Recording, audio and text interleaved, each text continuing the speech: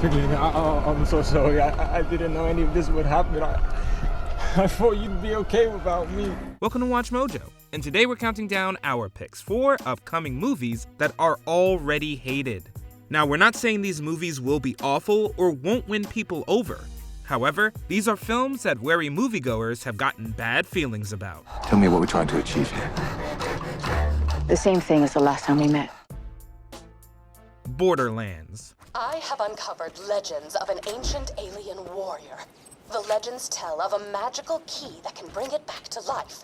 The Borderlands video game series essentially revolves around quirky and heavily armed treasure hunters fighting monsters and each other on a wild planet.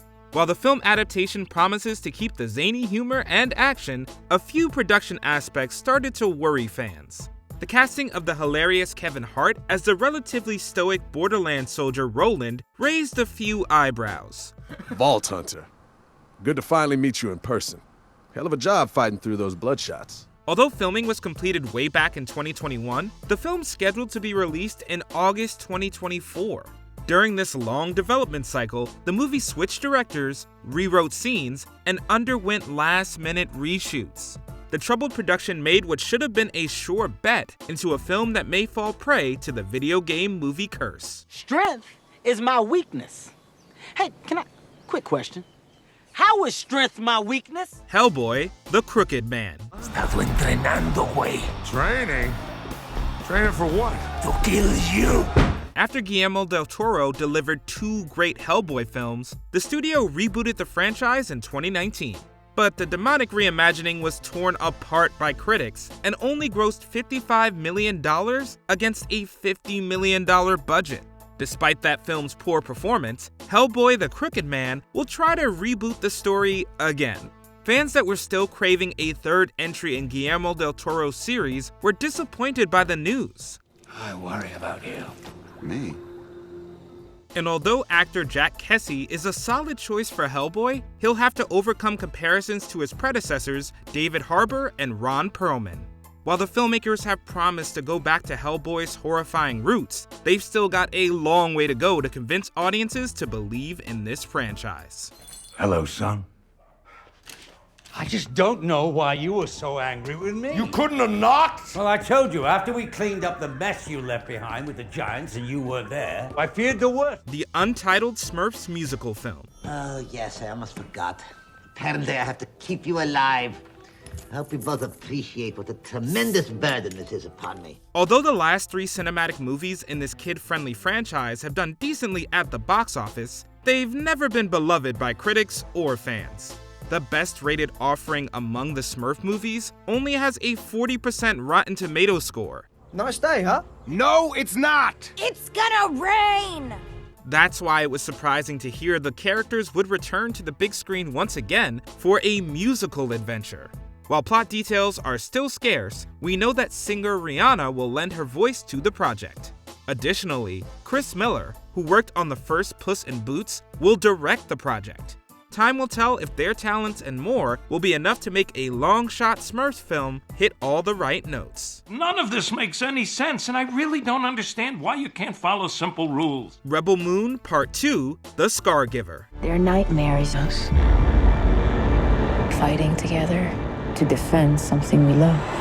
Netflix's decision to break the expansive story of Rebel Moon into two parts was always going to be a bit of a gamble. Unfortunately for the streamer, betting on the sci-fi epic might not pay off. Rebel Moon Part 1 received poor reviews from critics and mixed reception from viewers. It was criticized for its odd pacing, avalanche of sci-fi cliches, and mountains of exposition that left little room to see the characters grow. The glory of the Mother World seemed without end until the treachery of an assassin's blade struck down the king and queen, severing the royal bloodline forever. Since the second film was shot back-to-back with the first, critics became concerned that the sequel would share the first movie's issues. But even if Scargiver completely avoids the missteps of Part 1, it will still face an uphill battle to pull those who have already written the young franchise off back into the space opera. The time has come for all that you love. Show them no mercy. Snow White. I can't do it. Forgive me.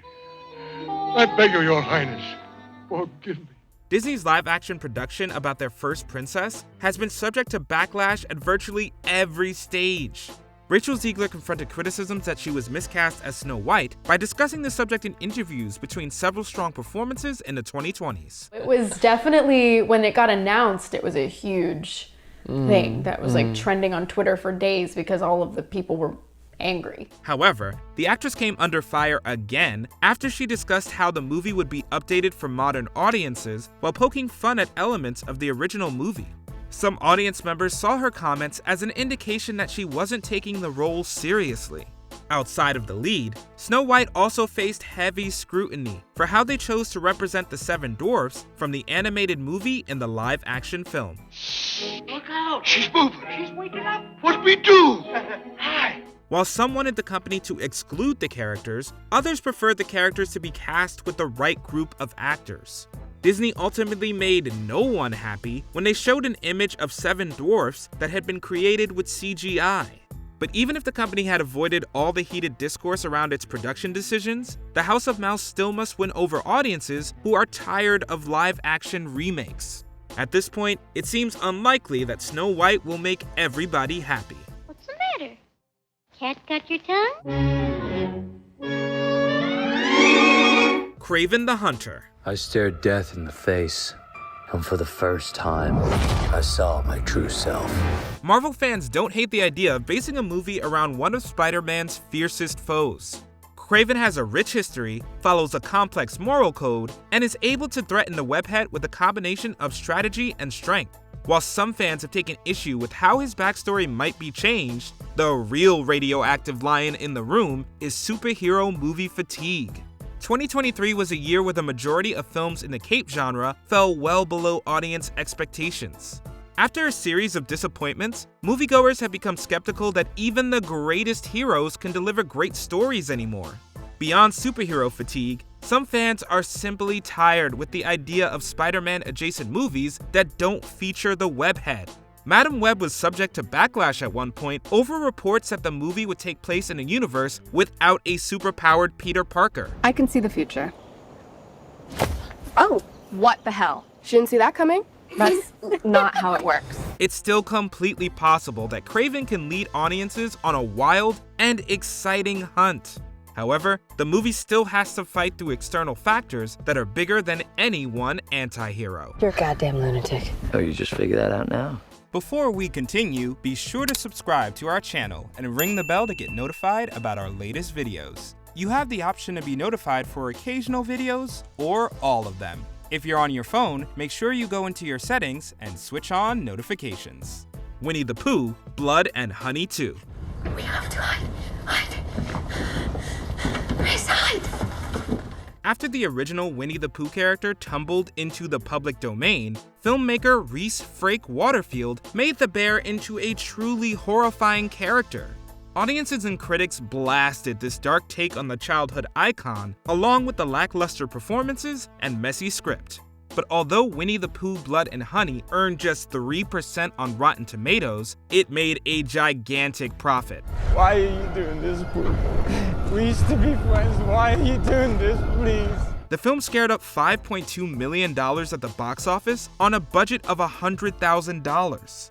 In the wake of its surprising success, it was announced that audiences would not only get a 2024 sequel, but a shared universe with twisted takes on Peter Pan, Bambi, and Pinocchio.